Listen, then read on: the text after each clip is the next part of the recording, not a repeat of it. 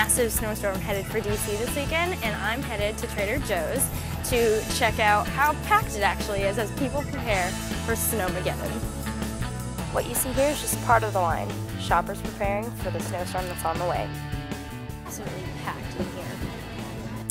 Really long lines and some empty grocery aisles was a pretty common scene in all the stores.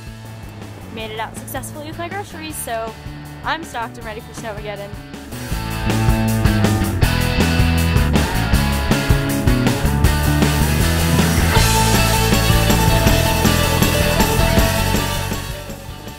While this Californian is nowhere near prepared for this kind of snowfall, I'm excited to venture out and look at the winter wonderland we have right outside our front doors.